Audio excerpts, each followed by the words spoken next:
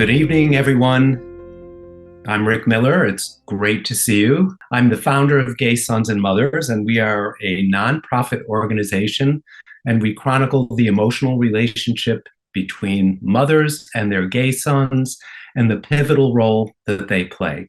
So, thank you, everyone, for being here. We have an incredible person with us tonight, Diana Adams. Welcome, welcome, welcome. I'm going to say a few things about you, and then we will have lots to talk about. They're a lawyer and founder of the Chosen Family Law Center, where all families are deserving of equal rights and recognition. Diana is a leader in legal support of LGBTQ plus families, as well as a leader in support of polyamorous and non-traditional families. Diana has won several awards for their activism and legal work nationally and internationally. And Diana was raised by a wonderful mother, whom we will talk about tonight, and is also a mother, which we will also discuss.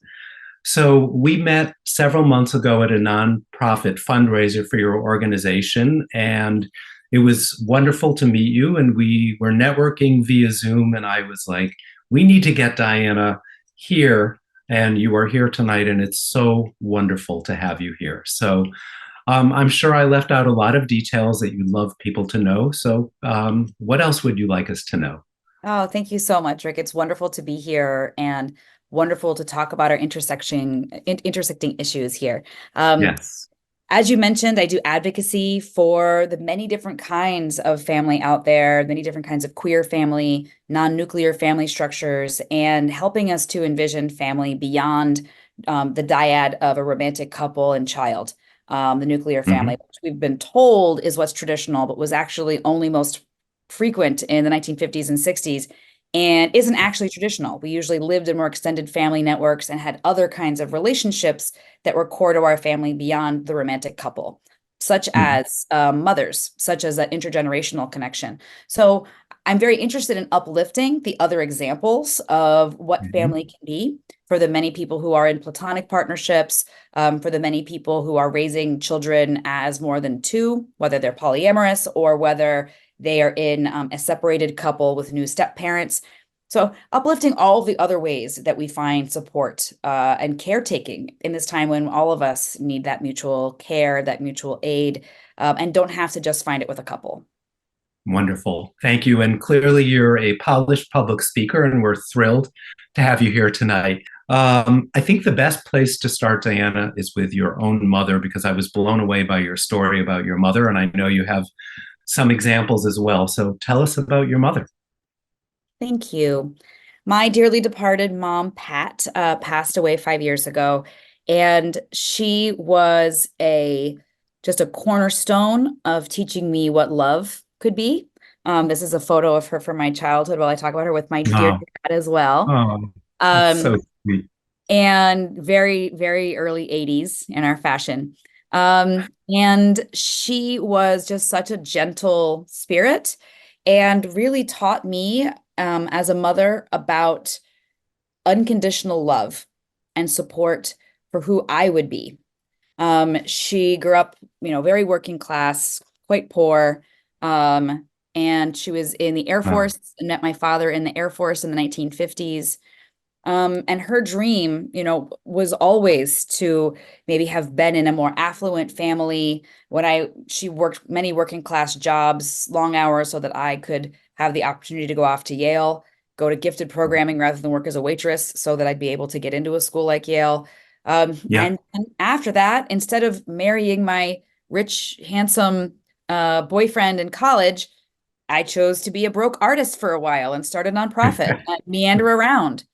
And that was presumably really difficult for her in terms of what she might have expected for me or dreamed of for me. But she Mhm. really identified that my dreams were mine, and she was there to incubate me and not make me just a replica of her.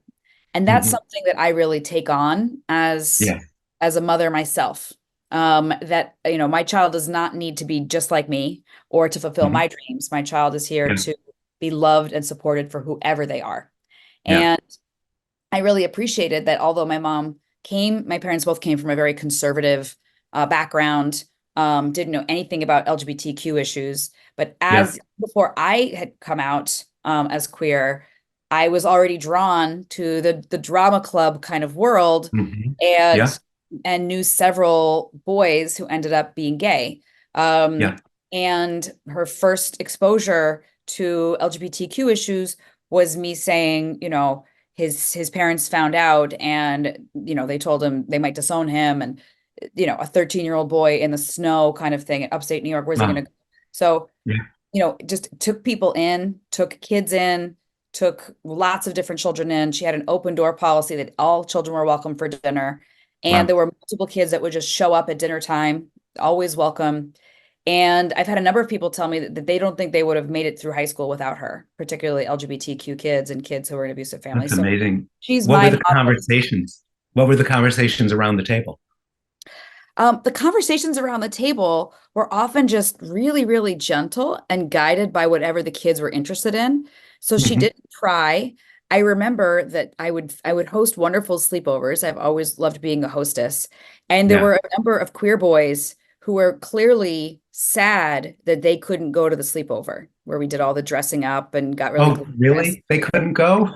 It was like that wasn't acceptable for boys and girls to sleep over together, right, in this small town. So my mother had the gentle idea of, what if there's a club and these boys come over in the morning to help her make brunch, and so they get to be part of the sleepover experience. And so she could kind of Mhm. identify when these boys felt left out and be like, oh, I Yeah. really need you to help me with putting together the outfits for the drama club. Why don't you come on over? And so just really that kind of Yeah. loving, welcoming spirit is something that I try to emulate as a mother, and always want to have my home be a place where all kids are welcome, all queers feel safe. That's amazing. You're triggering memories of me. I grew up in a family with three children, and some of our closest friends was a family with seven children. So I used to love to go to their house for dinner because it was always a crowd of people. And I frequently would sleep over, and I graduated from sleeping in the boys' room to sleeping in the girls' room Mhm. for a number of years and becoming a sister. It Oh, was a that's lot of fun. wonderful. It was great. So I'm imagining the feeling of some of these kids, these adolescents being at your home with your mother, feeling safe perhaps for the first time. Absolutely. And that's something I really honor in my mom, Pat, Yeah. and also that I try to recreate in my own life. And Yes. here in the community in New York City, I felt like I was really, I had this wonderful core of my loving mother and parents, um, Yeah. but also left this conservative town and came to New York City, didn't have Yeah. connections to jobs or money or how I was supposed to live here, and felt just really welcomed by Amazing. female professionals who are mentors of mine still to this Yeah. day.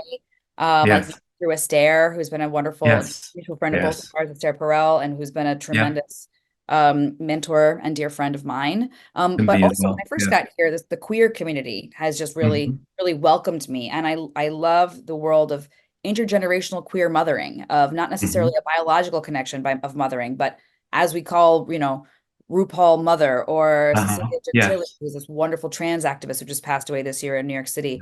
People call her mother, right? And that Uh-huh. idea of, what does it mean to be a trans mother or a drag mother? Yeah. Somebody that brings grounding, somebody that brings gravitas that people feel safe Yes. with. I welcome Yes. other people's input in the chat of what makes that feeling of mother.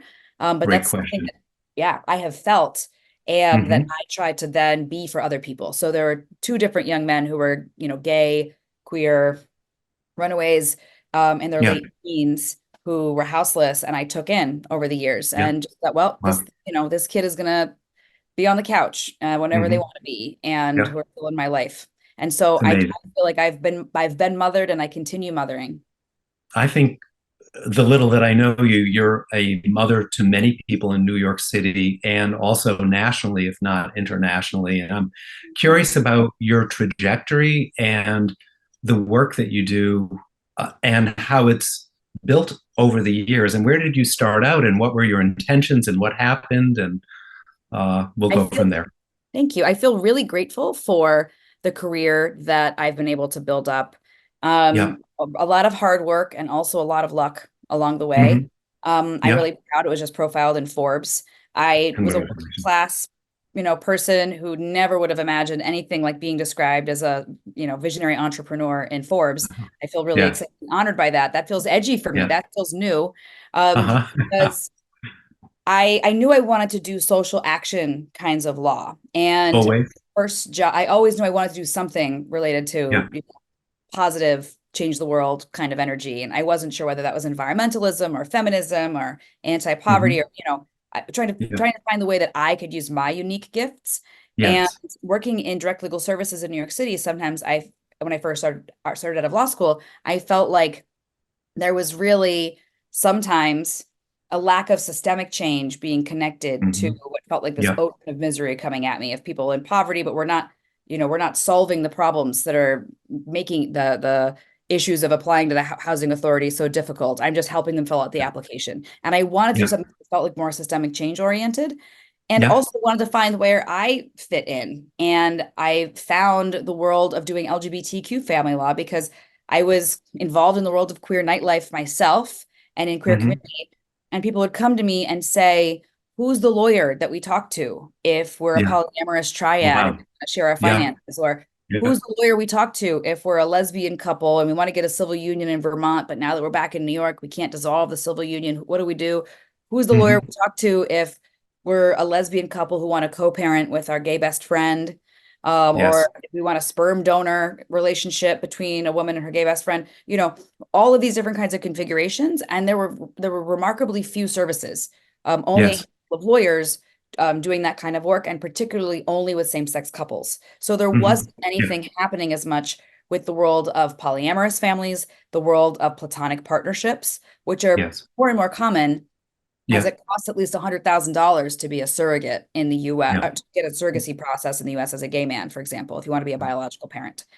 Yeah. And so for many people who can't afford that, 99% of people perhaps who can't afford that, then they can also instead be a platonic co-parent with maybe a female friend. So that's Yeah. really on the rise in the queer community. And so I wanted to Yeah. really support these other kinds of families, as well as same-sex couples. And so I started my law firm in 2007 with an Wow.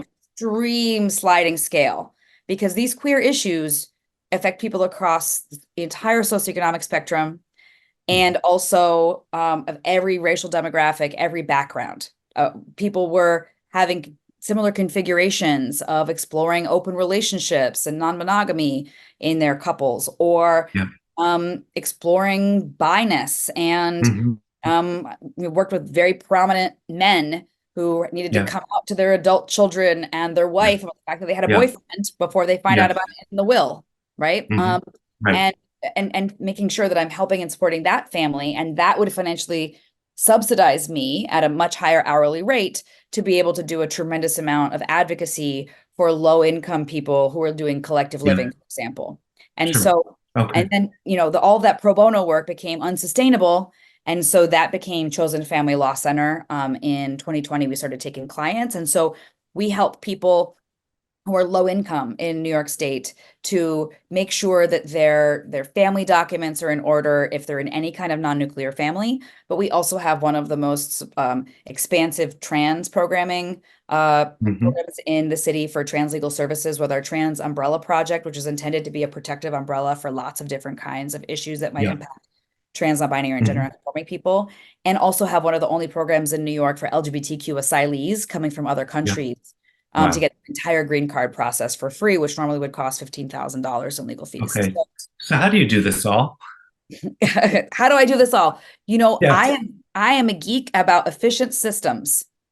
And so I don't have to directly do every single piece of that. I'm very excited about being able to create training materials and templates and then plug in law students who work for me, and Yeah. volunteer lawyers to be able to do some of the work of the actual filling out the green card paperwork, right? Or be able to help with some of this. I work in wonderful coalitions with other people too.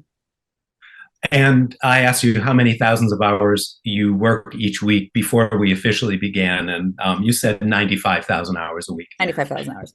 But really, really it's maybe probably more like 50, which is still too Yep. much. But I do Well, really try to also make time for myself for play, for being a parent, for having yeah. offline time. much as there's always more to do. I wanted to talk about chosen family. Chosen family is a concept that is understood by a lot of people, but not really thought about on a deep emotional level. And as a psychotherapist, when I use the terminology of chosen family, it's like a relief and a gratitude comes over people. And so I don't know if you have a definition of chosen family. That's one question. The other question is, as you're doing this legal work, you are involved in a deep emotional experience with people. And I'm curious how you manage what comes up for you during this process. Hmm. So first, thoughts about chosen family. I think that it's been really beautiful in my life to uplift these other kinds of connections. Mhm. I am not anti-marriage. I am very happily married. That's actually a wedding photo of me and my Oh, partner Ed doing a big hippie hand fasting commitment uh-huh. ceremony rather than a wedding, and then got legally married in a separate time for the benefits Uh-huh. part, separating Uh-huh. the ritual and the commitment from the Yep. legal. But I'm legally married. I Mhm. actually fit into one of that minority of, uh, you know, uh, different sex couple with a child living in a nuclear family. And so I talk about how that's in the minority. I'm actually in that category, even though we're in Uh-huh. a polyamorous relationship. I'm gender non-binary. We're both bisexual. We have a wide network of chosen family around us that isn't necessarily Yes. visible.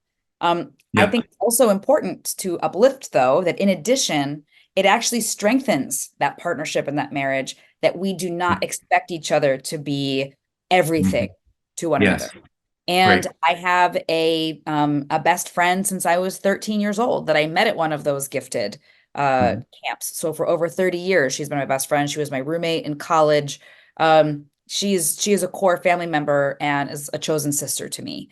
Yeah. Um, there's another wonderful person I was in a 10-year long romantic relationship with, and now we are no longer in a romantic relationship and they're monogamous, but we have a companionate relationship, Mm. property next to each Mhm. other. Um, there's also my child's fairy godfather, we call them, who was my, gay bestie in law Yeah. school. And I Mhm. would have done platonic co-parenting um, Yeah. with them if I had not found my partner that year. Yeah. And so they're a special person and also somebody that I could retire next to. So having this Yeah. network of other people in our lives is enriching for my child. It's Yes. enriching for my partnership. It's enriching Mhm. for me. I Mhm. notice how, my family lived in Germany for nearly 7 years. And so for a time, we were quite an isolated nuclear family when we didn't know people very well. We didn't speak German very well. We didn't do as well. My Yeah. husband and I, were Yes. at each other's throats because we were expecting all of that connection, Oh. all of Yeah. that, processing your life and all of Yeah. that contact. And it was putting too much pressure and smothering on each other. And I actually Mhm. really love having a marriage that has space and has Yes. spaciousness and has Yeah. other interesting ideas and inputs. And I think we've really, with the idea of it takes a village to raise a child, Mhm. we have just replaced that village with paid Yeah. help when we can afford it, Right. and most of us can't. And then we Right. exist in this world of kids who are Oh. on a screen, as mine is right now in the other room, Mhm. before Yeah. her dad gets home. And then also just, these memes of like mom's exhausted and is in the bathroom drinking wine, ha ha ha, all the moms are having breakdowns. It doesn't have to be that way. We can Yes. be existing with greater Oh, support and care. And that's something great that model. I'm passionate about with chosen family, Mhm. and uplifting those other kinds of relationships that don't get celebrated. Yeah. Romantic love gets celebrated all the time. I want a celebration of my best friendship of over 30 years. Mm. I want a Yeah. celebration of those other kinds of connections. And that's something that we have in common, Rick, because you're celebrating the sacred connection between gay sons and mothers, and what can happen when you have a supportive mother as a queer person, and how transformative that kind of dyad is. And I think Yeah. we're both uplifting other examples of the life Mhm. enriching family that can be out there, and that people, I think, sometimes, even though the vast majority of us are not actually living in a heterosexual monogamous nuclear family, we may have a story in our heads that we're doing it wrong if our Mhm. core relationships Right. are our sister or our best friend or our mother, and we're Yeah. not, right? You must get a lot of gratitude, as do I. A lot of emotional reactions for the work that we're doing? Speak about that. I feel deeply grateful to be able to uplift these kinds of stories, to give people a sense of feeling dignity in whatever kind of family they're in. Yeah. And also, I want to be a beacon of support for other queer people who feel isolated in Hmm. particular, and in Yeah. general for people who feel isolated. What Yeah. it's been really interesting to find the commonalities there. Hmm. My TED talk was about how we need to move our family policy in the US beyond emphasis on just marriage and nuclear family. Yeah. And it was interesting as a TED talk in which I'm talking about being non-binary transgender Right. and being polyamorous, pretty edgy and potentially radical topics. And yet it did very well with relatively conservative single people. So they do Oh, kind wow. of Yeah. data tracking for things like TED Talks about who clicked on it, who watched it the whole time, who left a comment, Really? who shared it on Facebook. And so they could see this did very well. Hmm. They tried it. They try it with different titles. Do the conservatives click on it Yeah. with the title or that title? Yeah. So it's been really interesting. It really struck a nerve with single people. 38% of American adults do not live with a romantic partner and may Hmm. consider somebody who's not a romantic partner as their closest family person. And a Yeah. lot of those people feel very, very left out. The way Yeah. that a lot of people who are in same-sex couples may feel left Hmm. out, right? Yeah. Or Yeah. polyamorous people may feel left out. So it can be strange bedfellows of realizing you have this commonality. The majority Yeah. of American kids don't live in a nuclear family with a married mom and dad in their first marriage. And a lot of kids at this point are living between households. They're Yeah. going to mom's house, other mom's house, Hmm. or they have poor family that might not be a mom and dad, might be mom and grandma, right? Or Yes. Yeah. or mom and dad and stepmom. And so, Yeah. and normalizing that so that people Yeah. don't feel like they're doing it wrong or no one's recognizing their challenges. Because right now we are having a loneliness crisis. We're having a crisis in which even if people are affluent, they have time poverty and Yeah. feel just overextended. And I think we could all be doing feeling more permission to extend care and to Yeah. share that kind of care. Yeah. Okay, so you mentioned conservative people watching your TED Talks, and one of my questions was going to be, how much backlash have you gotten from conservative people based on the work that you're doing? Or are you supporting people, educating people? What's happening out there? Mhm. I am a national, international level LGBTQ activist. And so, of Yes. course, I do get the negative articles sometimes. Hmm. I get written up sometimes in right-wing press as, this person's taking down the family. Hmm. Um, Yeah. and I try to have what I call fierce empathy Mm. that rather than villainizing people, I think it's not helpful to put Yeah. people in good and evil, bad people, stupid people. That's not helpful. I'm really interested in listening to what is the fear there. And I think the fear is that family structure is changing. It's Yeah. true. Fewer Yeah. people are married. Kids are living in different kinds of family configurations. And I try to hear with some compassion, what is the Yeah. concern? And we can all agree. And so I try to speak to our commonality. I think all of us can agree that we want well-being and stability for children. Hmm. Absolutely.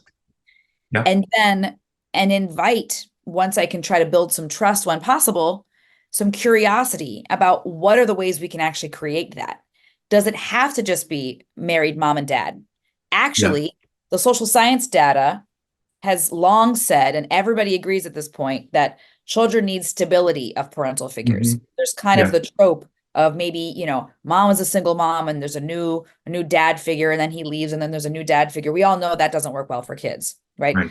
So the solution was then a logical leap. Stability must mean marriage. It must mean a male and a female. Um, Hmm. and in fact, the research shows that that stability can come in different forms. It can Yeah. come with mom and grandma. It can come with a stepmom and a Yeah. stepdad, and the Yeah. kids will be okay. And we have now longitudinal data, like Polyamorous Next Door with Dr. Eli Sheff, who wrote about children who are in polyamorous families who now are adults and did just fine. And in fact, Uh-huh. it's more adults around to love kids Yeah. Instead of having the nanny who goes in and out, that's instability of Yep. potential grown-up adult Yep. figure sometimes, or just a screen or being alone. So these kids do quite well. And so we can reassure what some of those concerns are.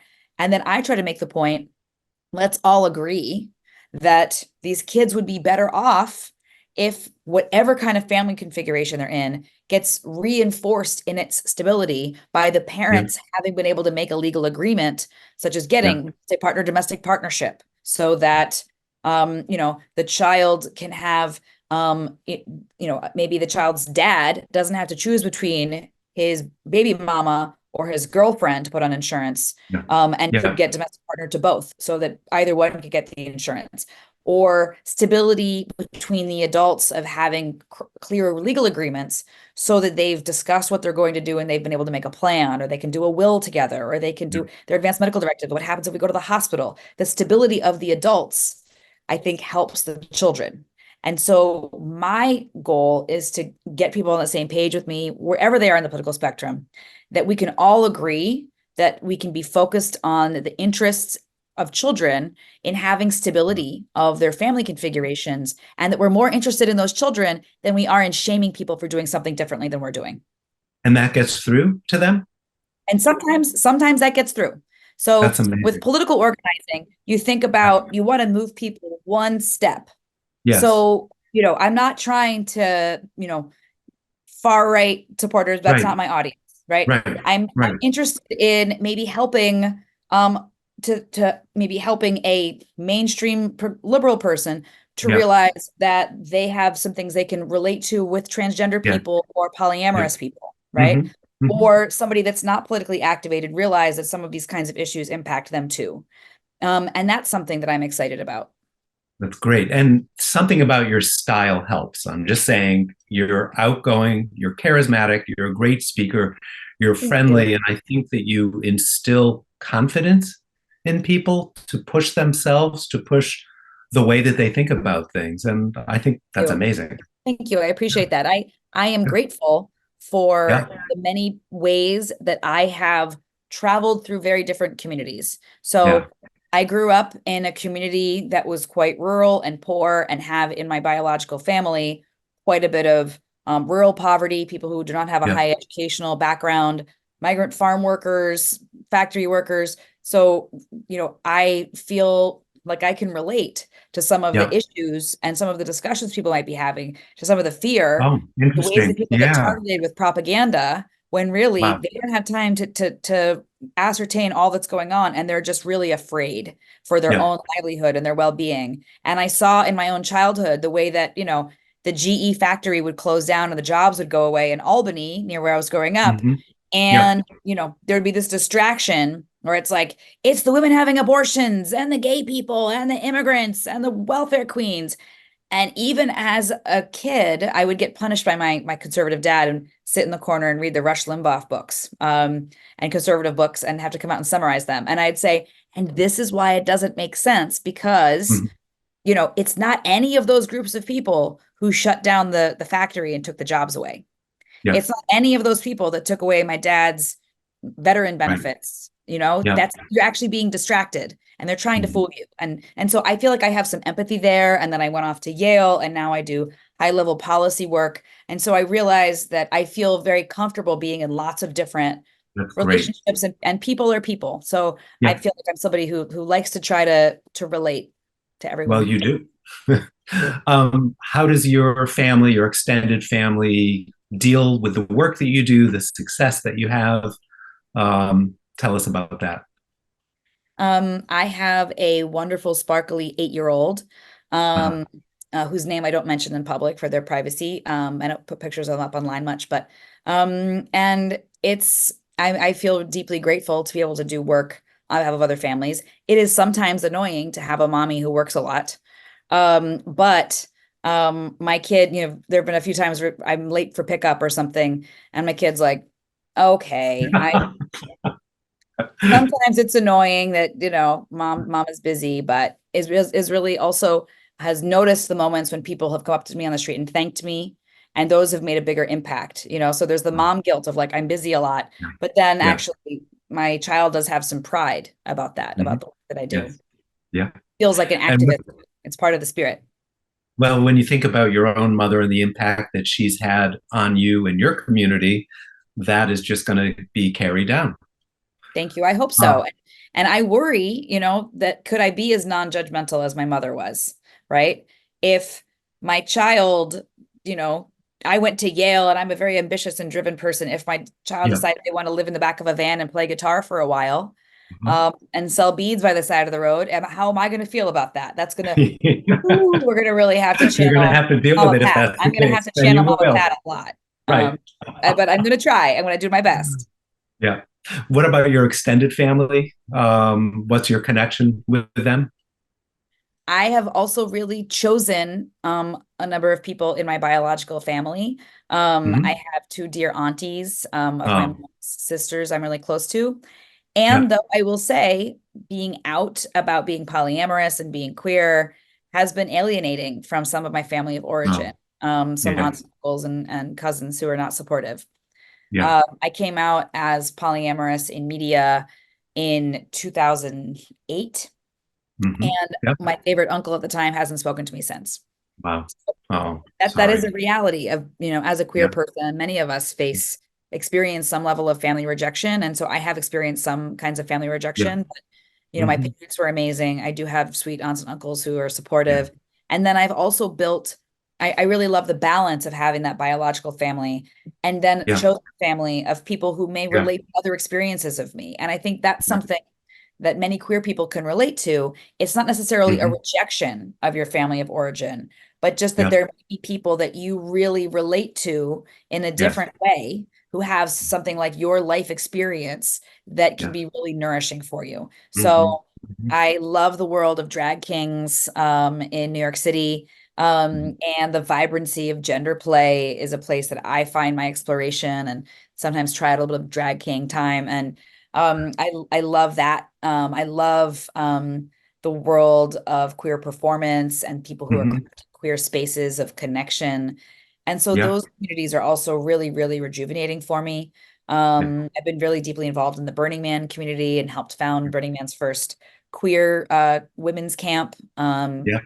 And so I find a lot of my grounding and my play and my feeling of support from those communities.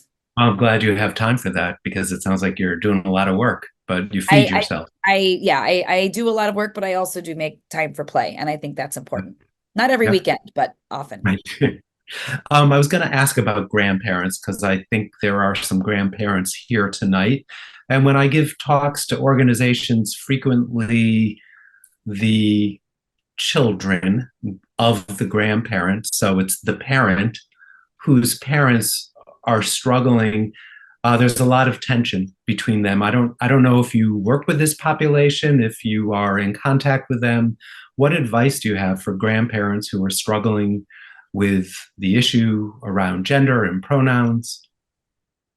That's actually an area of work that I sometimes work in. Hmm. There's a wonderful center, Ackerman Center for Gender and the Yep. Family in New York City, which, Yes. provides all these services around family systems Hmm. when there might Yep. be a child who's gender nonconforming and is exploring whether they're trans or non-binary or what's going on for them.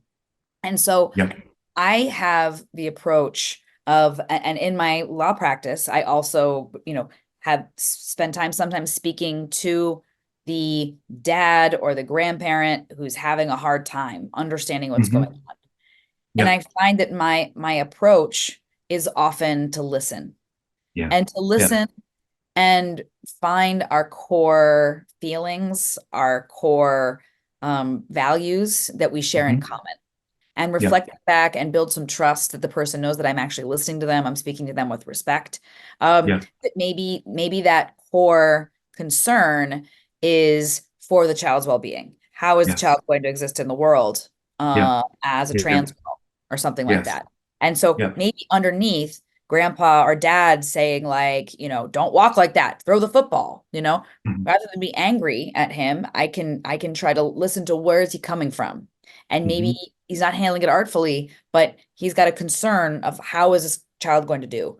And Yeah. I try to get to the core of like we agree that we love them and we agree Hmm. that we want their well-being. Yeah. and try to help them feel really heard enough to maybe listen to me about some other perspectives on Great. how can we achieve that. And that, Yeah.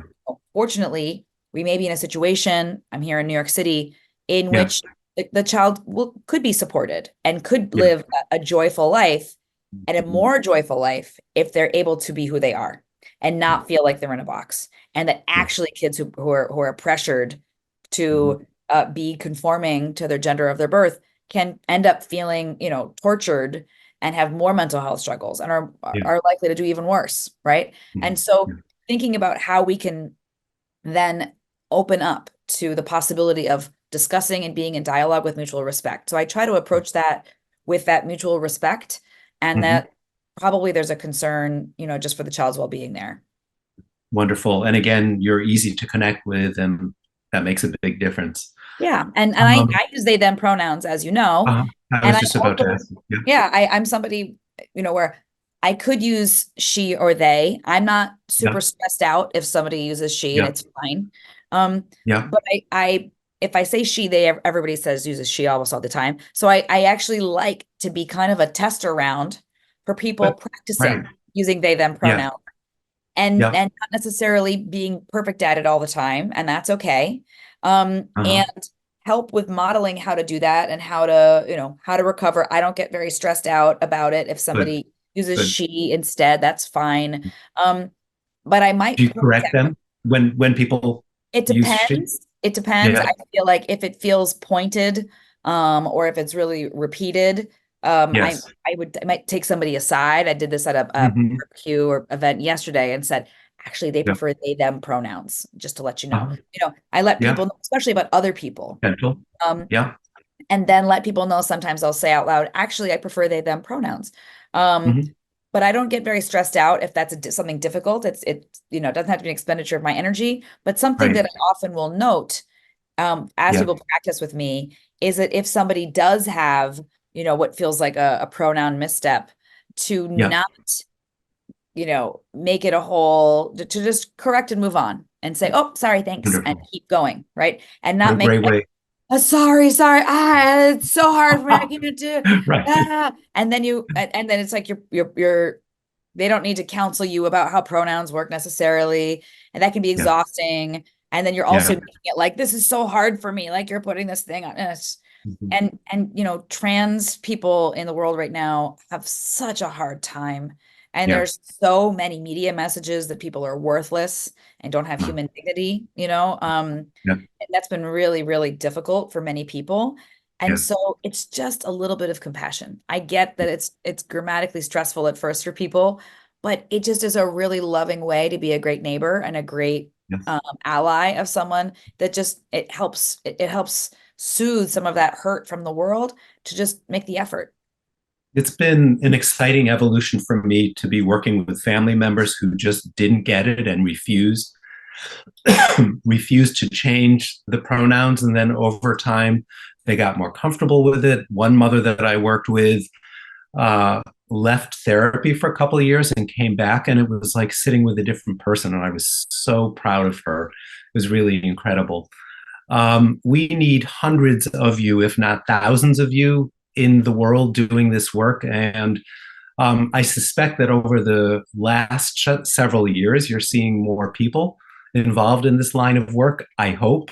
Can you comment on that? I think we are seeing more of a movement of this area Yeah. of law, which I'm proud to have started to create.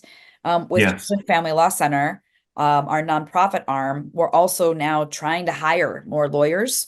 Yeah. Doing wonderful fundraisers. We're having a fabulous party at House of Yes with drag Ah, spectacular and aerialist, ah, all kinds of wonderful queer performers on June 5th in New York City. And then, we're trying to raise funds to hire more lawyers, but also we're starting to do continuing legal education classes. We're rolling them mhm. out this year so that Yeah. other lawyers can get training on how to be culturally competent in these kinds of issues. So Yeah.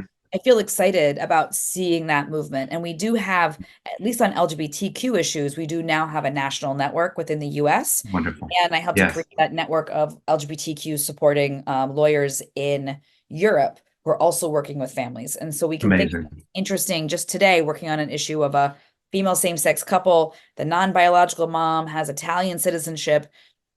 What can I do to prove the connection between her, the child that her wife birthed and Yeah. the non-biological mom in a way with a judgment of parentage that the Italian Mm. courts will accept for citizenship. Wow. So working on Yeah. these interstate and international puzzles is something that I really love. And we Yeah. need that robust network of other Yeah. people out there. And I'm hogging the questions, and I'm going to get to the questions, but one last question about the work you've done in Somerville, Massachusetts, because lots of us are from the Boston area right now. Can you talk about that? Yes. So I was able to pass in Somerville the first multi-partner domestic partnership laws, which with a team called the Polyamory Legal Advocacy Coalition. Mhm. So it was folks from Chosen Family Law Center getting together with my colleagues at Harvard LGBTQ Advocacy Clinic and some psychologists, the American Psychological Association, Division Yeah. 44 on Alternative Yeah. Sexualities. So getting together in a coalition because there was a community momentum of passing these kinds of laws. And so Yeah. Somerville passed one initially that we didn't draft that we thought had some legal flaws and could benefit Uh, from a redrafting yeah. by lawyers. Because also it was like, okay, people are going to start doing this. Let's make Mhm. sure that we have the right kind of law that's really going to help people and that's also going Yeah. to be found constitutional Yeah. and go up against the state attorney general's office. And so we passed that in Somerville.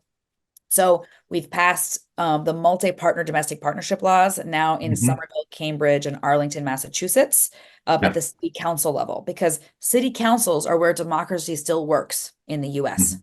Yeah. And it's a microcosm and a seed of hope, such that we can Mhm. build outward from that. And Yeah. so we've now also passed the first family and relationship structured non-discrimination law, so that you can't be Mhm. denied housing or face employment discrimination um, um, because you're in a family configuration that's not a nuclear family, maybe a platonic Yeah. partnership, Yeah. polyamory, the Golden Girls, whatever it is, that your family will be respected. And Yes. that is now actually about to pass. The first one on the West Coast is going to pass tomorrow in Oakland, Wow. California. And then Wonderful. in Berkeley, California coming soon. And next up, New Oh, York State. And one of the reasons for these laws, these non-discrimination laws, is that every single time we pass one of them, which we've passed in those Massachusetts cities already, it raises the question of just how many people are yeah. in these other kinds of family configurations. And it just really helps to raise awareness. So that's Oh, something that I feel wonderful. passionately about. Amazing. Well, I can see why you love your job.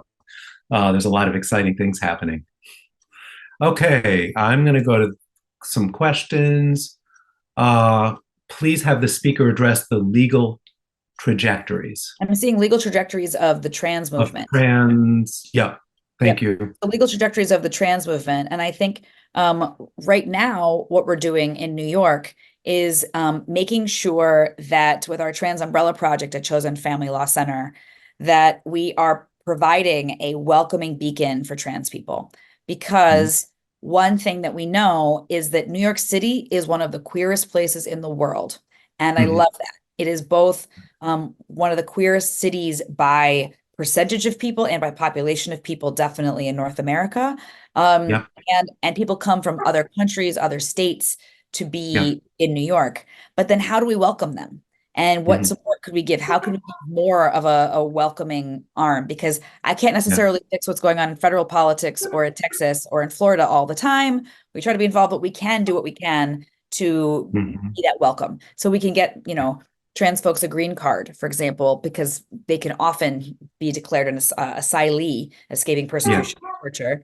yeah, And then also, as I mentioned, that Trans Umbrella Project, which is not just name changes, but also all of your identity marker changes and medical advance directives. So trans people feel safer accessing medical care and that it will be gender affirming. So this whole yeah. set of protected documents, and we're at a higher income level than many other Mhm. kinds of legal service providers. That's within the context of also helping with legislative work in New York on a trans sanctuary bill. And Yeah, some progressive states are going in the other direction from what's been happening in some red states. We're seeing that in some places, we, have people really feeling demonized if their teenager is trans or if they are trans, and they live in a state like Texas or Florida, or many red states. And so trying to be as much of a welcoming beacon as possible in states like New York other states like Chicago, cities like Chicago have been really interested in also being a welcome. And in Mhm. many of these trans sanctuary bills, it's also doing things like expediting your professional um, licensing shifts so that you can get certified in another state if you're a physical therapist, if you're a teacher, so that you can move and so that you can Mhm. feel welcomed. And Yeah. so just trying to be as much of a welcoming beacon as possible. But Yeah. we really are in a difficult moment right now, in which one thing that I'm often trying to do is, I work on the legislative advocacy for polyamorous people, for Mhm. example, and non-nuclear families, which spans the entire socioeconomic spectrum.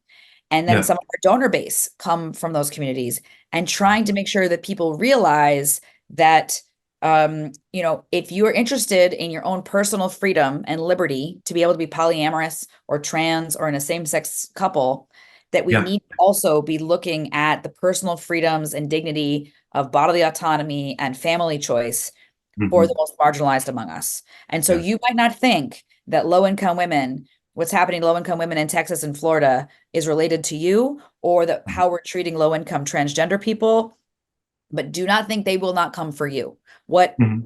it is a harm and an affront to the Yeah. personal freedoms, the bodily autonomy, the personal choice that we all Mhm. deserve. And so Yeah. all of us who want that, which is presumably all of us, right, need to be advocates for some of our most marginalized.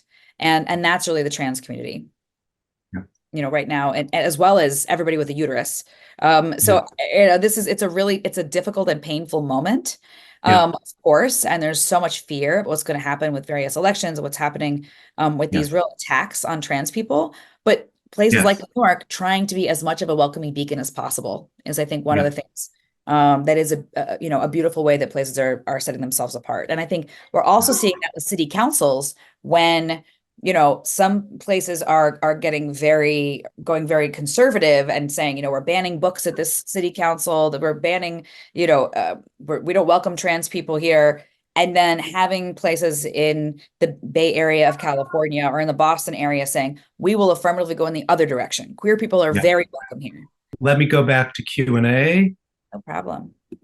Does the identity of your staff matter in relating to those who seek consultation? In so much as this is demanding work, how can staff manage burnout? That is a wonderful question. Yeah. And one of the things that is related, that is not a specifically LGBTQ issue, thinking about vicarious and secondary trauma, which is extraordinarily common. And for example, the wonderful young empaths with big hearts who end up in the kinds of jobs of being the one interviewing a potential LGBTQ asylee about ways that they were persecuted or tortured, and hearing all of the trauma history of what many of our clients have been through in order to get their immigration status, is something that leads to a tremendous amount of burnout. And one thing that I have seen, and one reason I started my own law practice, is that I have seen, even in really progressive feminist and queer legal organizations, that sometimes we are still replicating patriarchal, ways and capitalist ways of old law firms in dealing with our Mm. stress. Yeah. So even in the radical feminist and LGBTQ organization, sometimes it's been like, we don't talk about how hard it is. We drink 3 martinis and we get the hell through it, and not talking about how we're doing as people, not talking about care. So I try to really bring in that element of thinking about how we care for each other, doing personal check-ins a few times a week, being able to Yeah. also openly talk about, Yeah. if I'm dealing with a case that involves real violence or a Yeah. traumatized child, I can't take on more than one of those. And Yeah. we balance those out with queer joy kinds of cases. Mhm. And Yeah. also for people to be able to say and to be honest, I have a really difficult time with sexual violence as one of the topic areas, or with Yeah. child abuse. Those are really particularly difficult issues for me. However, cases that involve yelling aggressive men, fine, let them yell at me, I'll yell back, right? The rest of my staff gets very triggered by the aggressive yelling man, and so we can divvy up and be really Wonderful. honest and self-aware Great. about what kinds of Yeah. things we can handle, what kinds of things we don't, Yeah. really try to take Yeah. care of each other and have a soft gentleness with one another. I think that's Great. absolutely critical. And so we're trauma informed for ourselves and taking Yes. care of Yeah. each other as a community of legal workers and activists. and then trying to be trauma informed for our clients. I think that's something that all of us could use much more education on, and something that we're about to be offering classes for other lawyers around the country with continuing legal education on, trauma informed interviewing and lawyering for clients, and also how to recognize signs of vicarious trauma and burnout for your own staff. Yeah. And do you do a lot of speaking to other law firms about the work that you do? Yes, I do. And I do a lot of Pride keynote teaching. Wonderful. And that's one way that also that is usually a donation to Chosen Family Law Center. So, that's a way that you can be in support too. If you work at a kind of tech company or big corporation that wants to bring in a Pride speaker, I could speak on US and international issues, and that's a donation to Chosen Family Law Center. So that's one way. And then, I think people don't realize how much power they have, because then it can also be an opportunity to think, could I do something? If you have a progressive employer, if you're a privileged employee, you may have the power to push for a more extensive family leave policy, for example, within your own workplace. Wow. Let me just see if there's another question. Yeah, I see one about the recent cases such as Next Benedict's in Oklahoma, and how we as parents keep our LGBTQ children safe and open up the conversation in our communities and their schools and families. That is a beautiful question. And it is such a frightening time to have an LGBTQ child in this world. And so I just extend so much care and empathy to the person who wrote in and everybody else who's listening who relates to that.